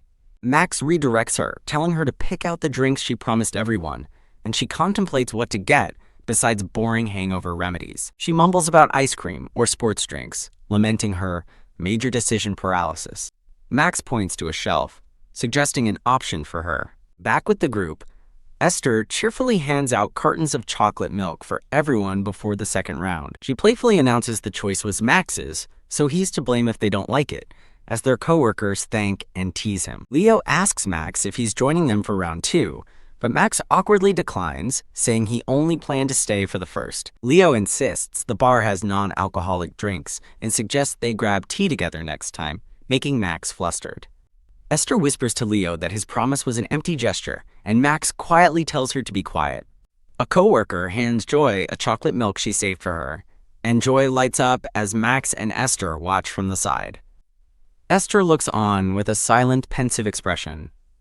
The scene shifts to the next morning outside the towering office building.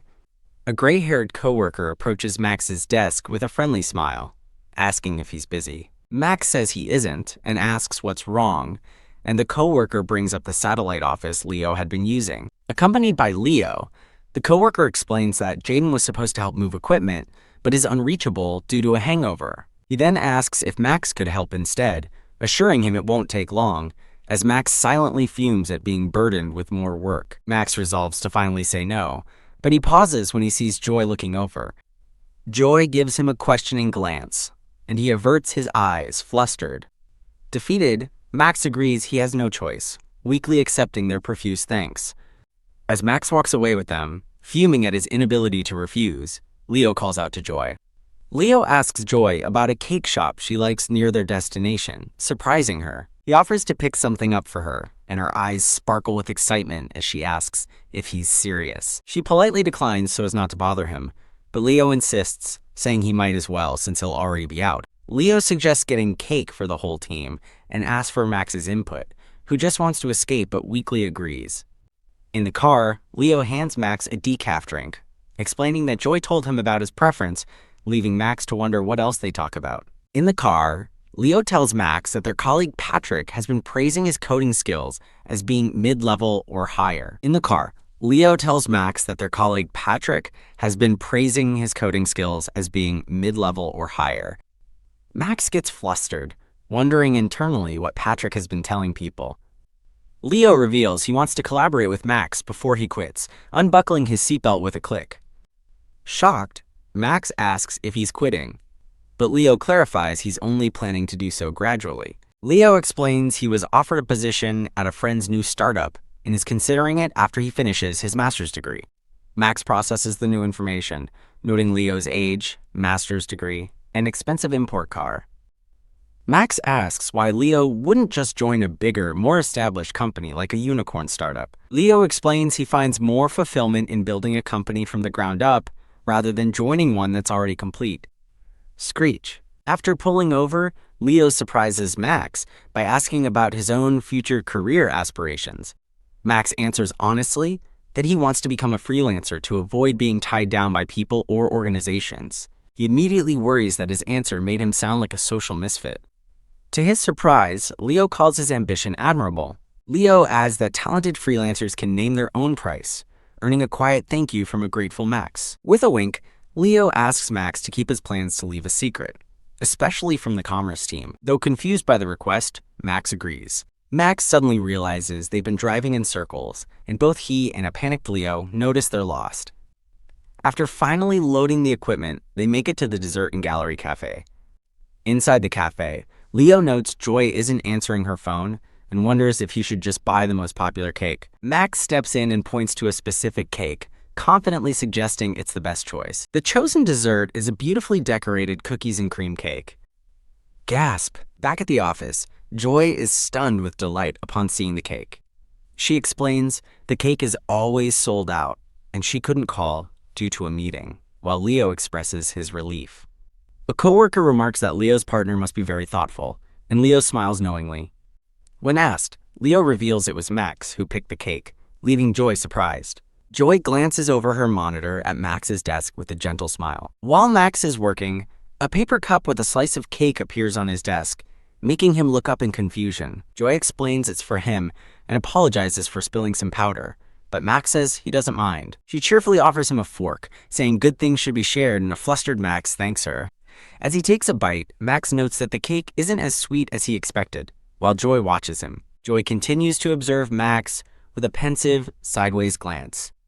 Esther shows a coworker a gift she bought for Joy, who is thrilled to receive it. Esther tells her that Max chose the chocolate milk at dinner, finding it surprising, as the coworker wonders if Max is leaving. The coworker holds the drink, recalling Joy's love for chocolate milk as a hangover cure. In a flashback, Joy watches silently as Max leaves the team dinner early to catch his bus. The coworker mumbles to herself that Max seems more thoughtful than he appears. Back in the present, Joy sits at her desk with a small, knowing smile. She looks at the cake slice and playfully wonders if she's allowed to eat it, ending the episode. In a car, Max feels unwell, narrating that he's extremely sensitive to caffeine. He clutches his chest, feeling his heart begin to race. A sudden realization dawns on him, and he looks in panic at the coffee cup he was given. He frantically checks the lid and confirms his fear.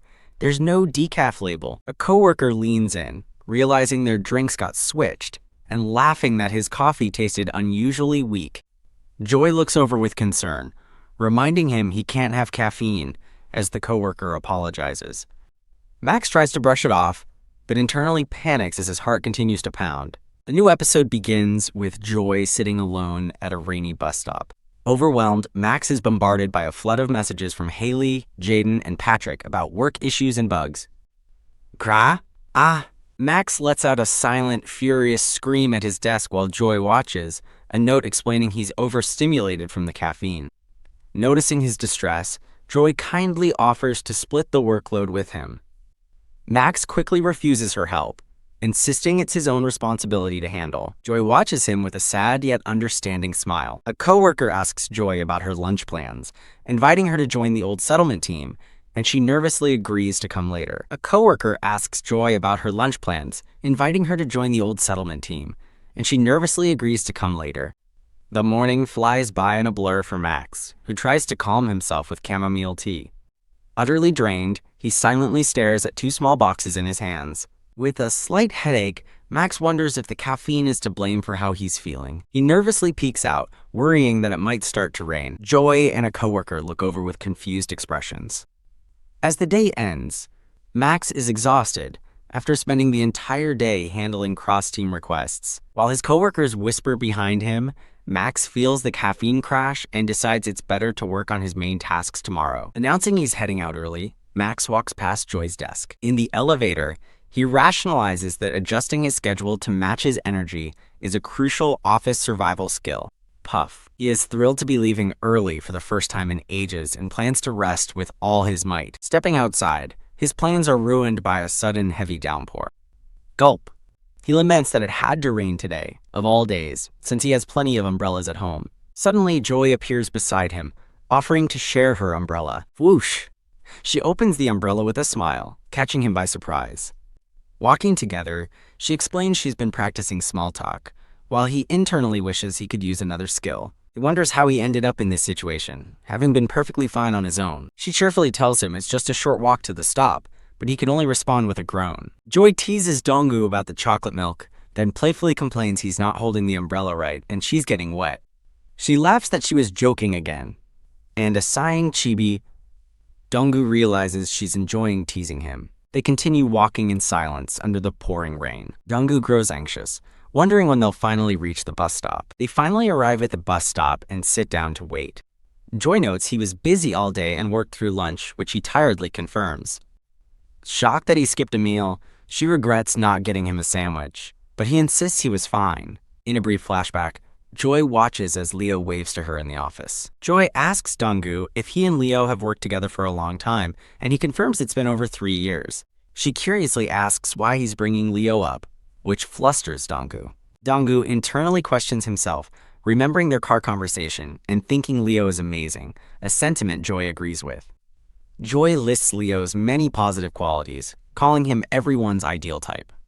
She then turns to Donggu and confides that she personally likes the opposite type. She describes her ideal type as someone who is soft but doesn't show it, with a strong inner self. They sit in a pensive silence, each lost in their own thoughts. Flustered, Joy quickly clarifies that for working together, someone like him is better for her. She waves her hands dismissively, insisting he shouldn't misunderstand her.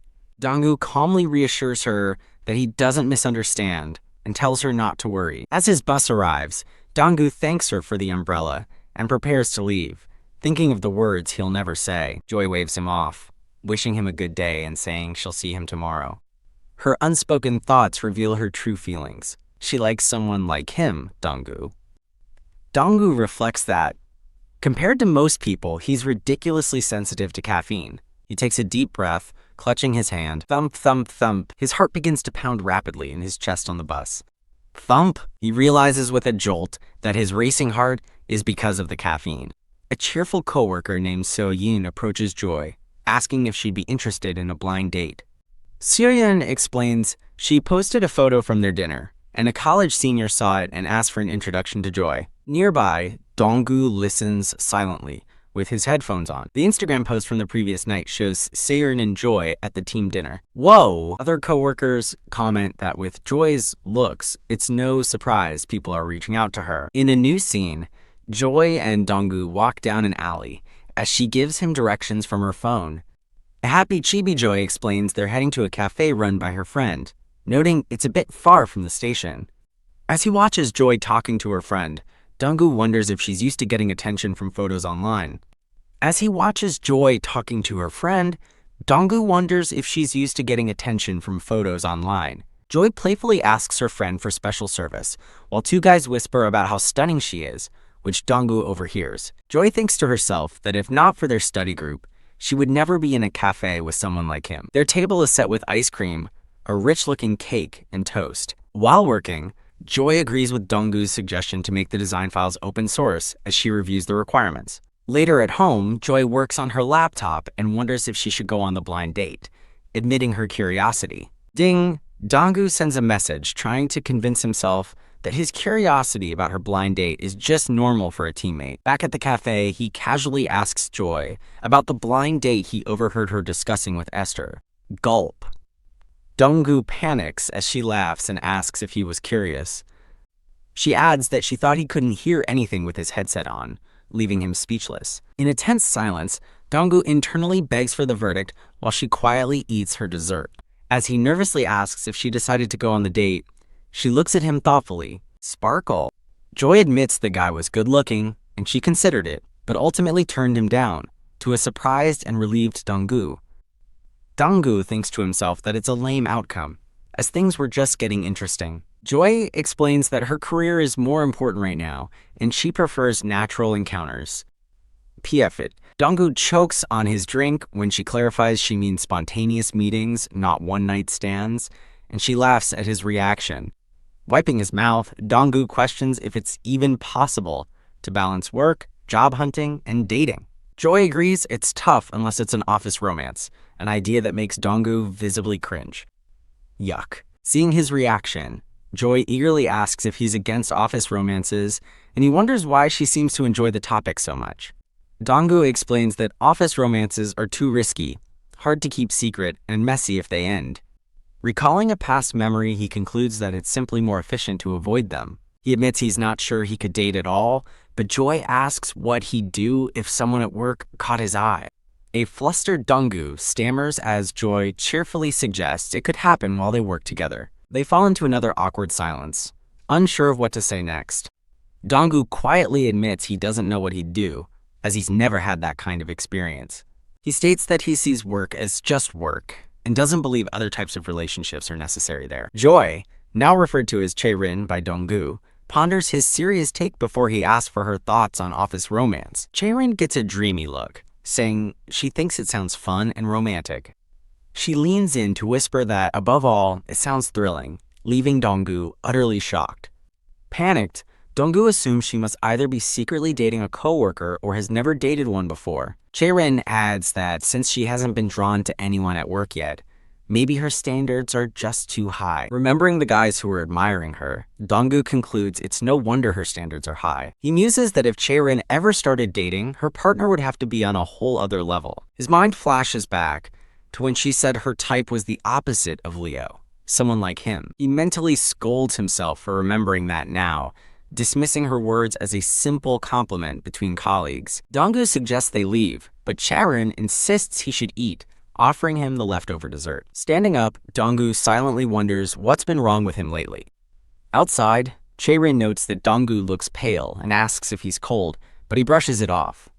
When she asks if he is heading to the bus stop, he decides to take the subway instead so they can part ways. As they leave, he asks about her availability for their next study session, and she tells him she's taking Wednesday off. She excitedly shows him her phone, explaining she won a ticket to a book signing for her favorite author. Gushing with excitement, she tells him she's been a fan since high school, and he finds her love for reading unexpected. Whoosh! Her face glows with happiness as she talks about the author's wonderful new book. Donggu watches her, completely captivated by her radiant expression. He thinks to himself that he's seen her smile many times before, but he realizes this is the first time he's ever seen her look so purely happy.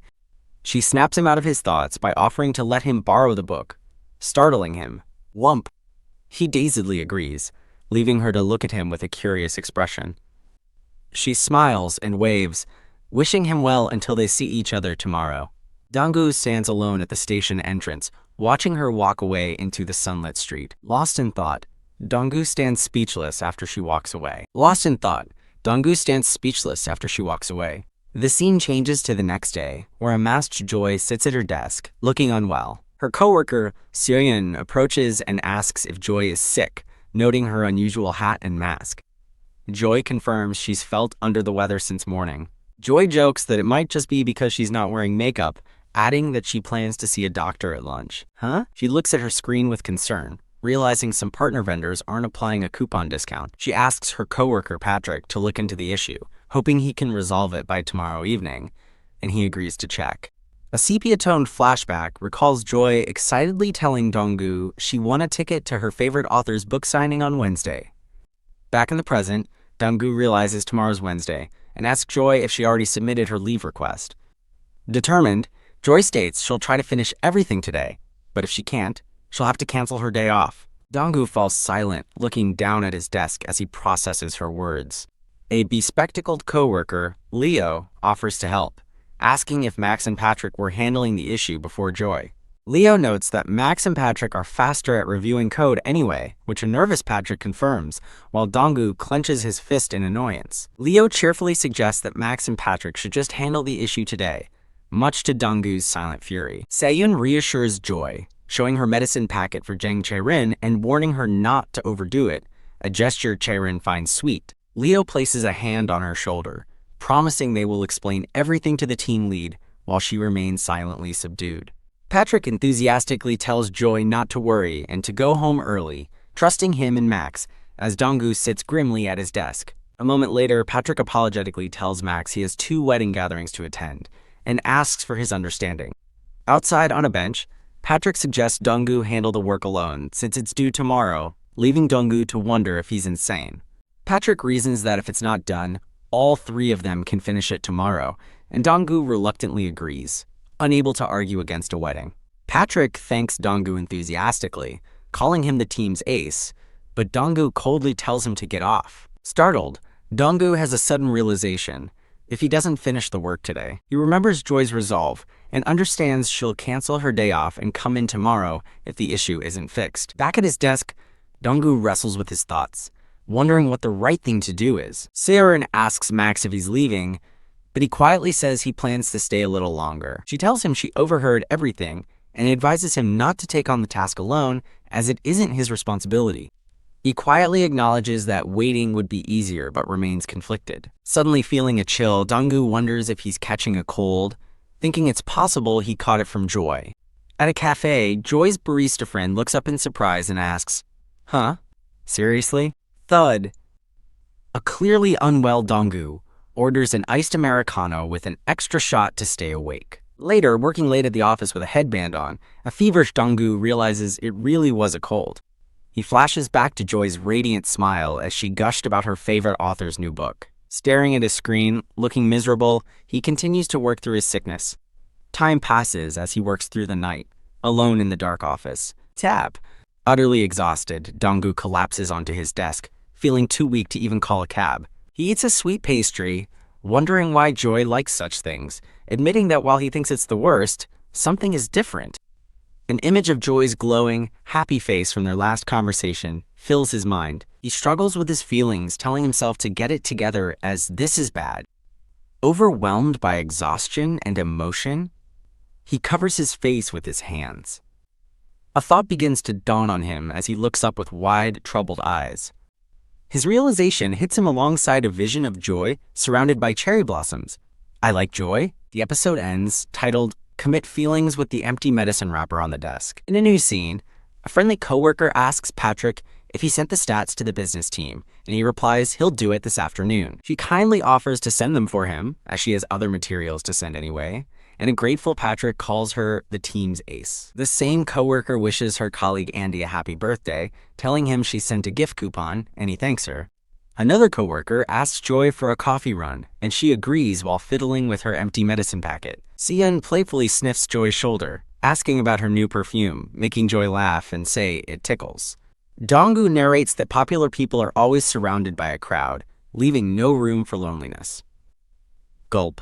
He quietly sips his drink, observing the group from a distance. He thinks that sometimes there's a downside, as Joy looks on, while Leo eagerly asks about the dessert box she's holding. Donggu's thought concludes that the downside is people like Leo, who is now cheerfully eating a snack next to a smiling Joy.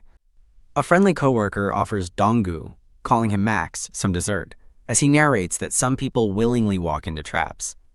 A friendly coworker offers Donggu, calling him Max, some dessert, as he narrates that some people willingly walk into traps. Donggu nervously declines, thinking to himself that he fell into a net that Joy never even set. His thoughts darken, likening his unrequited love to a slow, painful death. Coughing, he recalls trying to stay on guard and swearing he wouldn't develop feelings. A memory of Joy's happy expression surfaces as he admits that, in the end, he fell for her anyway. A new episode begins, titled Try Catch, a fitting programming term for his situation. Back at the office, a coworker thanks Max for sharing a useful AI prompt earlier. As he agrees to share a reference blog, Donggu muses that being seen as a good coworker is completely different from being seen as a potential boyfriend. Watching Joy hum happily, he feels dejected, believing someone like him could never end up with her. Whisper. Startled, Donggu flinches as Joy leans in to ask about their next study session. Flustered, he nervously suggests they reschedule for next week, claiming this week is too difficult. She brightly asks when next week works, and a sweating Donggu stammers out a few days while she promises to check her schedule. Donggu remains at his desk, silently despairing over falling for someone he believes is completely out of his league. Wiping his hands, he resolves that since the accident of falling for her has happened, he must now clean it up before the feelings consume him. Thud, he slams his hand down, determined that these pointless emotions must be permanently deleted. He decides the first step to erasing his feelings is to start by changing his environment. Thud, with resolve, he concludes he needs to slowly start pulling away from her. Just as he makes his decision, Joy appears and cheerfully asks if he's heading home. Caught off guard, Donggu looks away and hesitantly confirms that he is. An awkward silence fills the elevator as they ride down together. Still feeling unwell, Donggu touches his cheek, thinking he's still running a bit of a fever. Joy notices his quietness, and he awkwardly agrees, still feeling sick. Breaking the silence, she suddenly remembers that she owes him a meal. Confused, he asks why, and she explains it's for working until 4 a.m. in her place.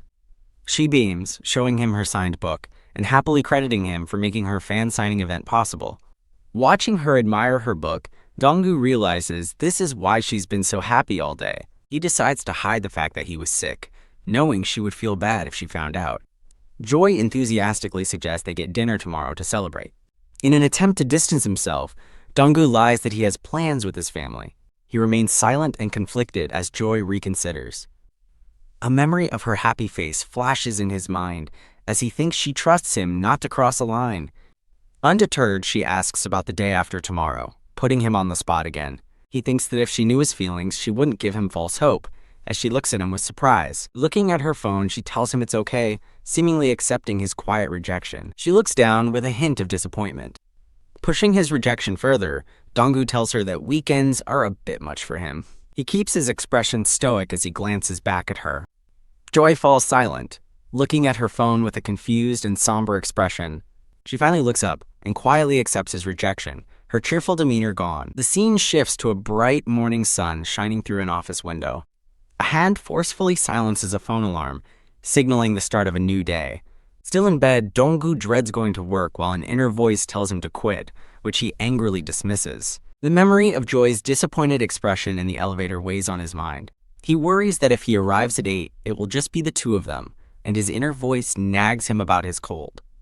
Looking out at his apartment, he resolves that the first step is to change his arrival time at work. At the office, Patrick asks Max why he came in late, noting he usually arrives at 8. Donggu claims he's sleeping in for his health, while Patrick remarks on his recent overtime, which Donggu internally blames him for. Patrick and Leo greet Joy, with Patrick teasing that she'll be lonely now that Max is starting at 10, leaving her shocked. Donggu nervously claims he hasn't been sleeping well, as Joy looks at him with genuine concern. Leo playfully suggests Joy change her start time too, prompting an internally furious Donggu to tell him to shut up.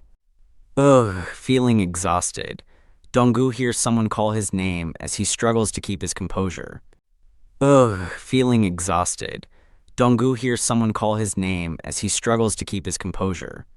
A coworker claps to get everyone's attention, interrupting the morning quiet as Donggu and Joy look on. A manager announces a business meeting with a partner, asking for a volunteer developer or designer to join.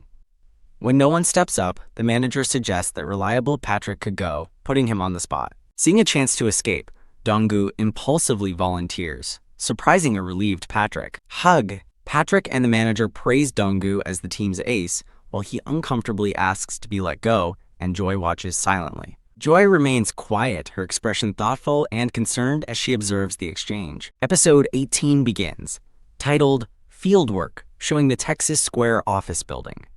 In an off-site meeting, Donggu discusses API specifications, internally lamenting that he normally avoids this kind of work. Looking disgusted, he complains to himself about the hour-long subway ride, hating every minute of it. He realizes that while he dodged the office for a day, he still has to face Joy for their study group next week. The memory of him coldly telling Joy that weekends are too much for him flashes through his mind. He silently curses himself for what he said, and his sudden outburst startles his meeting partners. The blonde coworker, Esther, asks if their requests were unreasonable, but Donggu quickly insists they can do it. At the end of the day, the client thanks them and says they can head home directly, having already informed their boss. At the subway entrance, Esther asks Max if he's taking the train, and he confirms he needs to transfer. Discovering they're going the same way, she cheerfully suggests they travel together, and he reluctantly agrees. The subway train glides along the tracks as the sun sets. Donggu and Esther sit in a quiet, nearly empty train car. He feels awkward, realizing that despite what happened with her in the past, they've never really talked outside of work.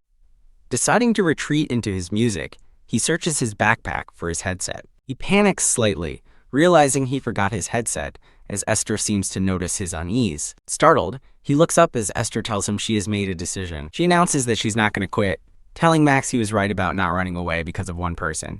Looking at her phone, she concludes that quitting would have been her loss. Donggu pouts as he sees her put in her own earbuds, sealing him in silence. He recalls her earlier vow to resign if things didn't improve, wondering how much time has really passed. Looking at him with newfound resolve, Esther says she's focusing on her career now, and it's all thanks to him. Donggu listens intently, caught off guard by her sincere gratitude. She explains she wanted to tell him in person, and he awkwardly thanks her for sharing. Esther gushes that his compliment about her being a rare designer who gets developers was the best she's received, while he thinks it's too early in the year to decide that. She playfully asks if he can defend his #1 spot for 7 more months, and he smirks, questioning her ranking system. She laughs, delighted to see him genuinely smiling again, though he quickly denies it. Ha! Donggu sighs, processing their unexpectedly deep conversation. She kindly offers to be there for him too, telling him to come talk to her if he's ever feeling down. Moved, he hesitates before trying to start a conversation, calling her name. Esther looks at him, waiting for him to continue as he struggles to find his words. He quickly backtracks and says it's nothing, just as Esther expresses her annoyance at people who stop talking mid-sentence. He quietly apologizes, and an awkward silence settles between them again.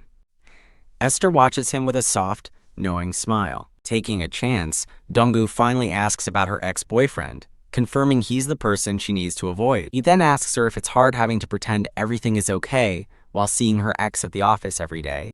SSSHHH. She grimaces, admitting the thought alone makes her want to throw up, shocking Donggu with her visceral reaction. He immediately regrets asking, realizing he may have crossed a line. A quiet, tense moment passes between them on the moving train. The train continues its journey through the city as evening deepens. Softening, Esther assures him that the situation is getting better. She turns to him with a warm, appreciative smile, bathed in the evening light.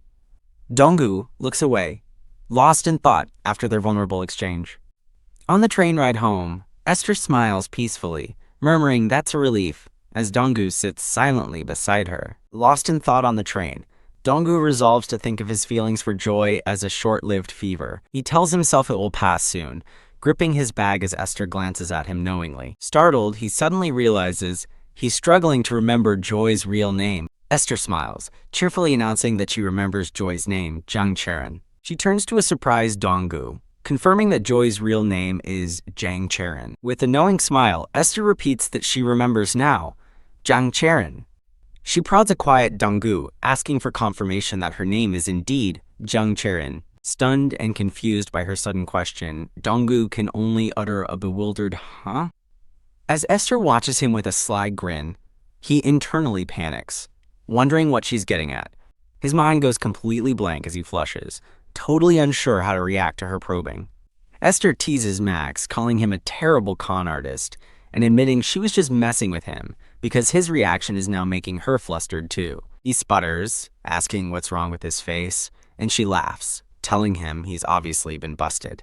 Ugh, defeated. Donggu slumps in his seat while Esther suddenly declares that she's starving. She turns to him with a bright, inviting smile and asks if he wants to grab a bite to eat.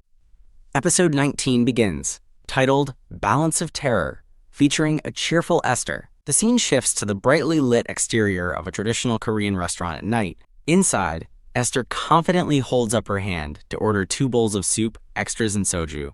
While she enthusiastically orders soju, Donggu quietly requests a Coke Zero, annoyed that he gets no say in the matter. Esther explains the restaurant is a local gem from her college days, but Donggu grumbles that he thought they were getting food, not just drinks. She beams, holding up a soju bottle and insisting it's just food with a little drink on the side, as he thinks she's being bossy. As she pours a drink, Esther asks how he knew about her feelings, playfully admitting she would have ignored it if he'd kept playing dumb. She asks if anyone can truly hide their feelings, pointing out that his expressions have become much richer since Joy started sitting next to him. After he asks what she means, Esther explains that she became sure of his feelings on Wednesday.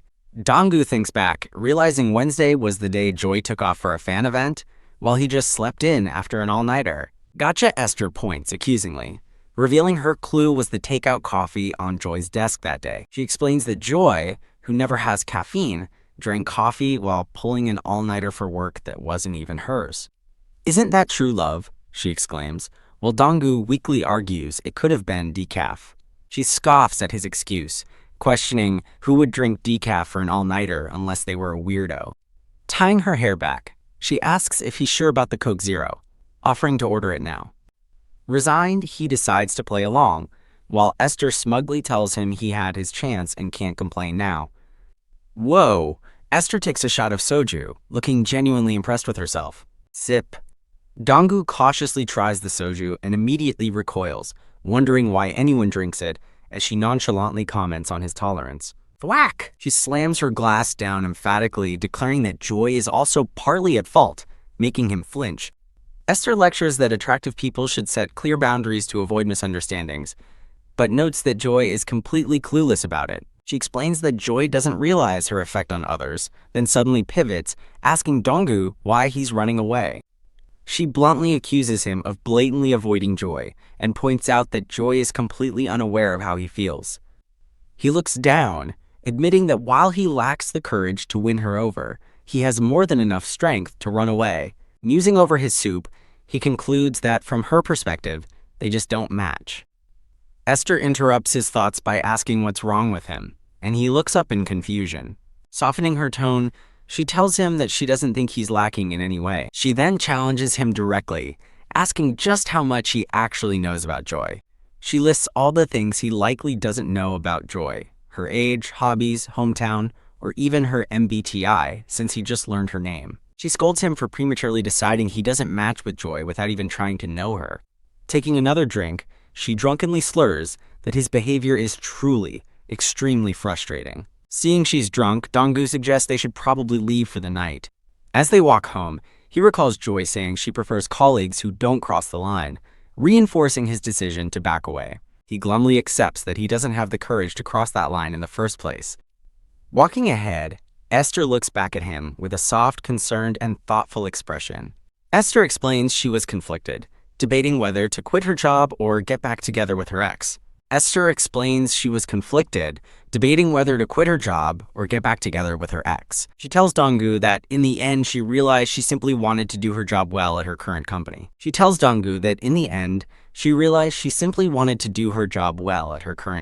Stopping, she advises him that he should also take the time to think things through. She pointedly asks him to decide whether he truly wants to distance himself from Joy or take things further. She reassures a pensive Donggu that no one is rushing him to make a decision.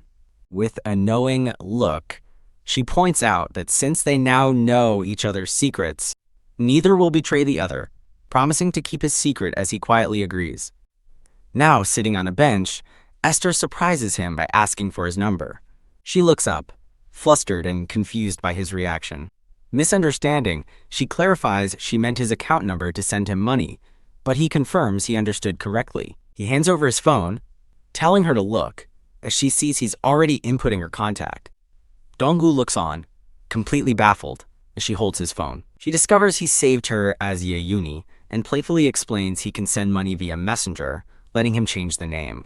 She teases that her number is special, then pouts at his unenthusiastic reaction. As a train announcement plays, Donggu makes a quick exit, noting she seems drunk while she curses his departure. He boards the crowded train, leaving her to watch him go. From the bench, she gives him a cheerful, "You can do it," with a bright smile.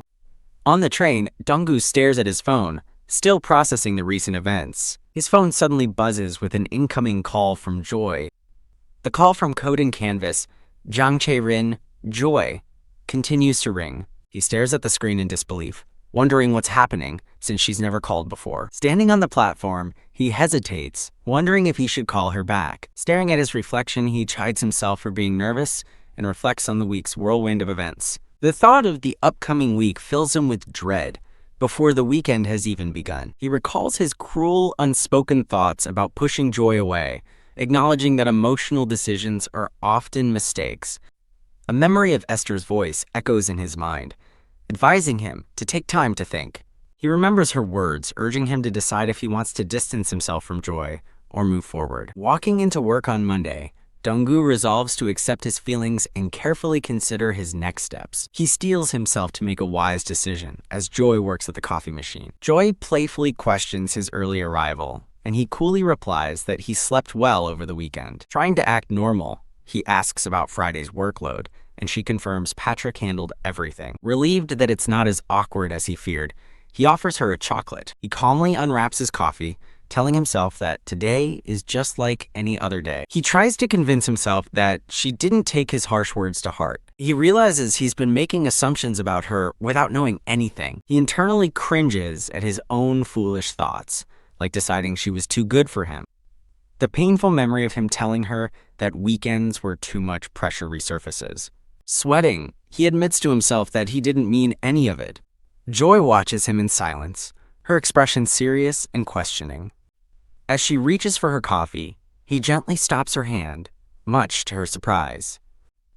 A cup of chamomile tea and a chocolate now sit on his desk, a peace offering.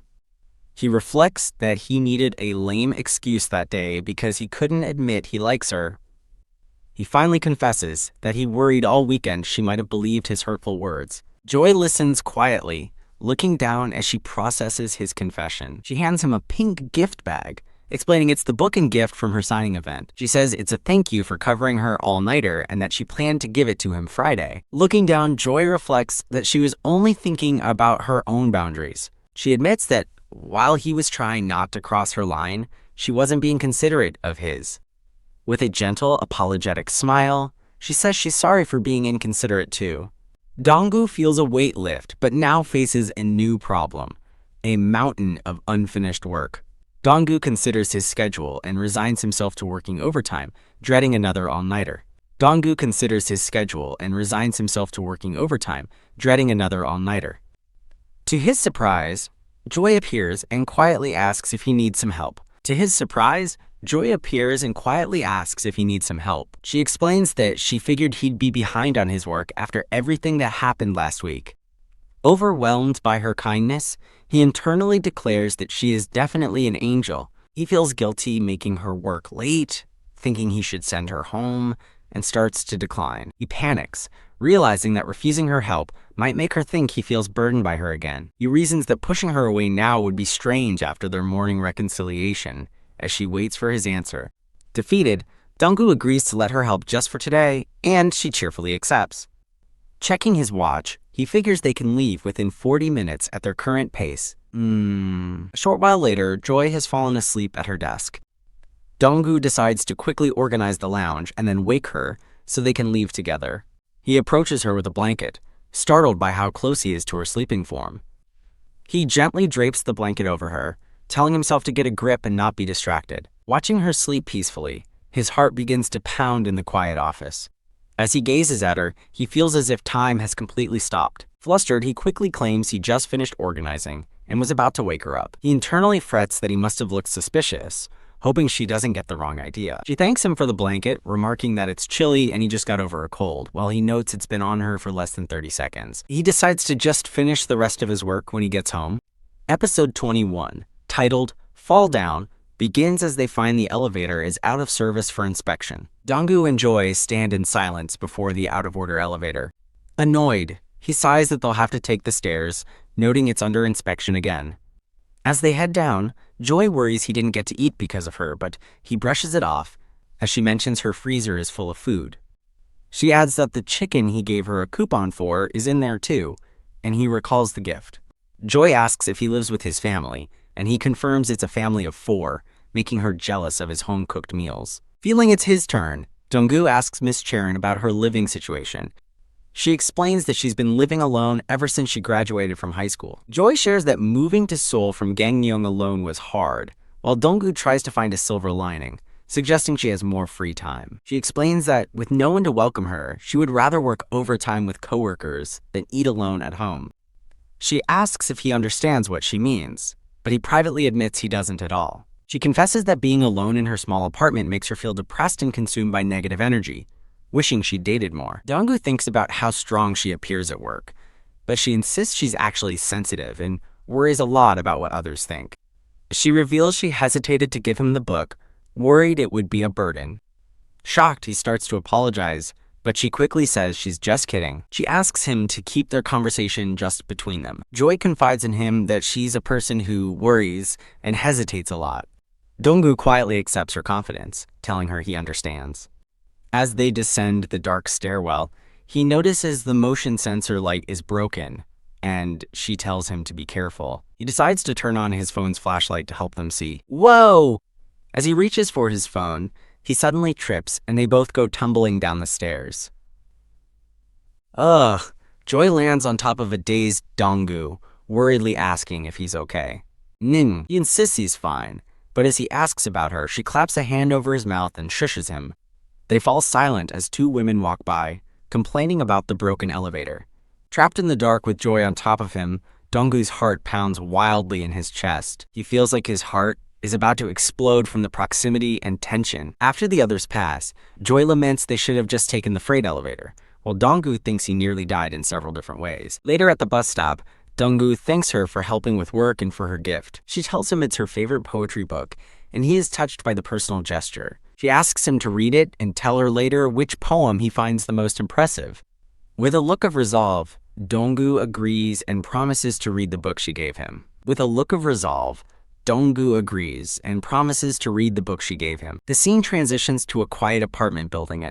The scene transitions to a quiet apartment building at night. Later, Donggu lies in bed and begins reading the book, feeling that her taste in poetry is unexpected. Smash! A woman with a cast bursts into his room, frantic that her ex is in a new relationship, and tells him to get out. As she sobs on his bed, he exasperatedly asks why she dated him, knowing she dislikes office romances, while she questions why he can move on and she can't. She tearfully explains she would have regretted not dating him more, leaving him to wonder what she wants from him. Declaring she can't. Ouch. She grabs his arm, insisting he's a good drinker and shouldn't ditch her, while he just wants to be left alone to read. He complains about a rotten smell from her mouth, and as he pulls the book away, a small folded note falls out. Annoyed, he pushes his hair back, then notices the note on his bed. As his sister looks on curiously, he picks up the folded note. He opens the note from Joy, which reveals her favorite poem in the book, and asks for his. Reading her personal message, he stares in wide-eyed shock, breaking into a cold sweat. He frantically flips through the book, desperately trying to find the page the note came from as his sister watches. Completely baffled. Thwack! Oblivious, she hits him with a pillow, suggesting a drink, as he screams for her to just get out.